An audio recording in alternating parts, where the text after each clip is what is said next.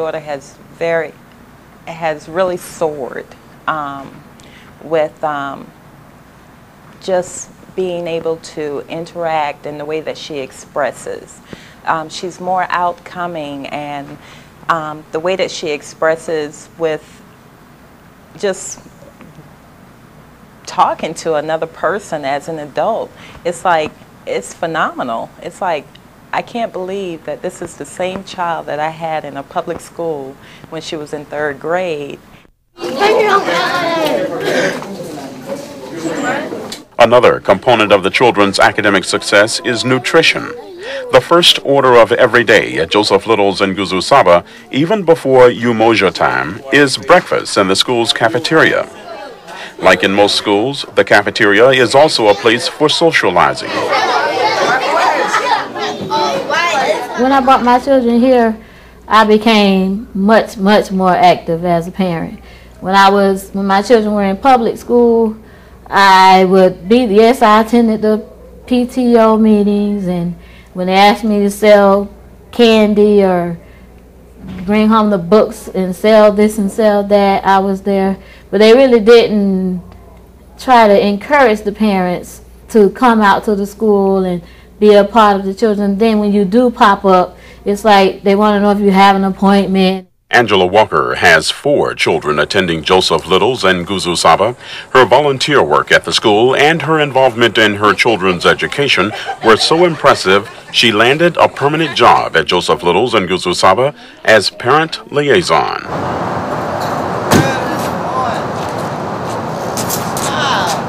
Parental involvement is a vital component to the success of Joseph Littles-Nguzo Saba. So much so, the school requires parents and their children to enter into a contract.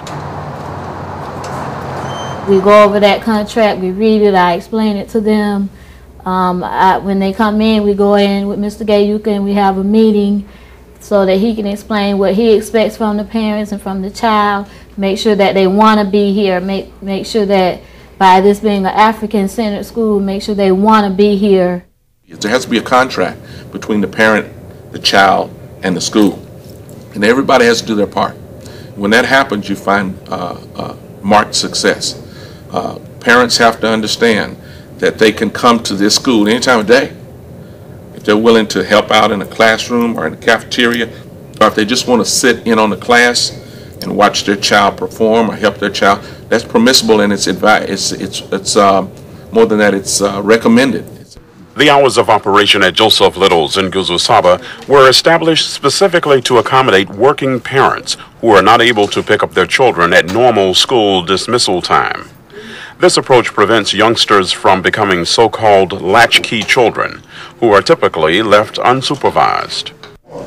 Application, the 3s were like, do your own thing, get to the point of integration, new ideas. The 4s are going to excel. Joseph Littles-Nguzo Saba regularly holds parent support organization meetings in which administrators encourage parents to participate.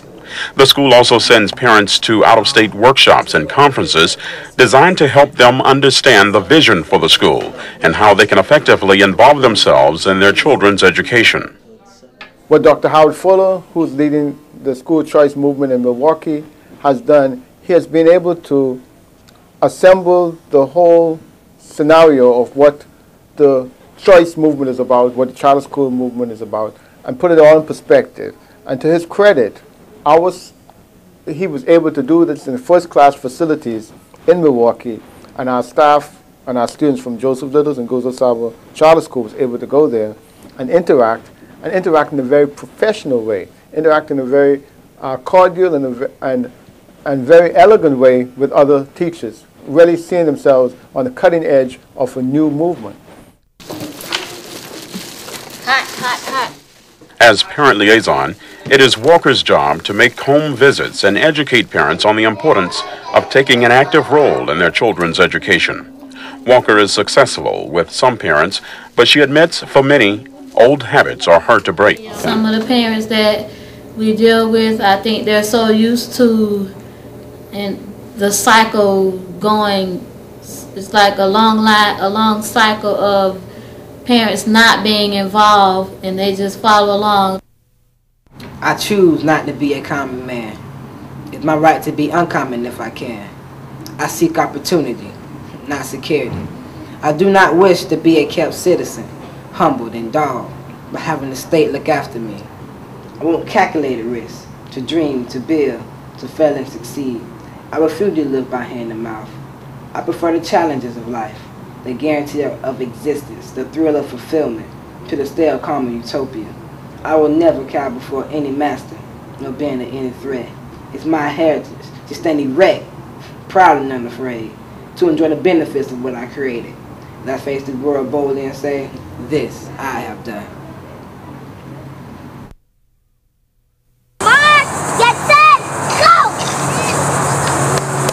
Children have a natural instinct to run. It is a big part of their playtime.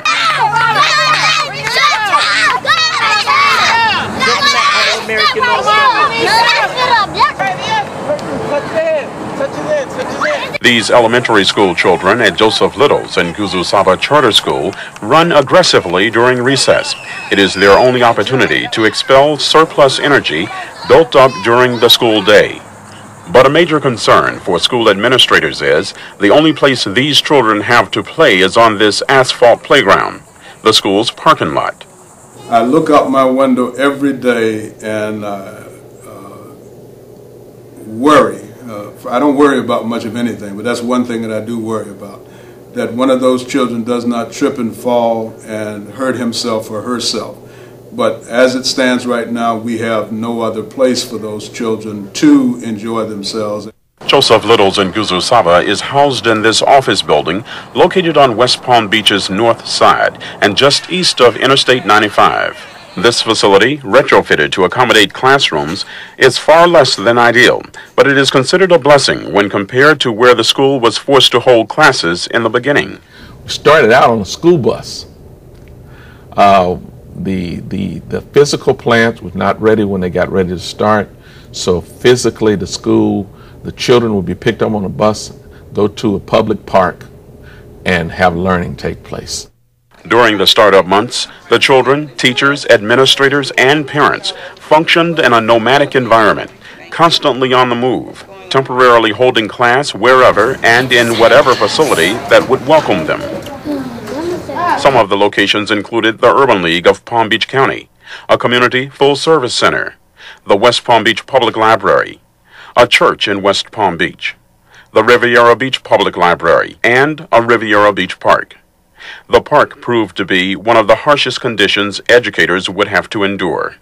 The teachers got tired because in the afternoon, the teaching was no problem, but in the afternoon, being at the park every day wasn't the best thing. It was okay for children, but it wasn't okay for us, but we managed. And really the essence of what the school is in the heart of the people who were trying to keep this thing going. So whether we met in the modules over at Redemptive Life, we met in the renovated law offices on Forest Hill, we even met in over there at Roosevelt Full Service Center. It didn't matter. The school still had an entity, and that entity really came out of the heart of the student, heart of the teachers. So we was able to maintain Joseph Littles-Nguzo Saba Charter School no matter what building we occupied, no matter where we were going. We were like nomads, but we still had a home.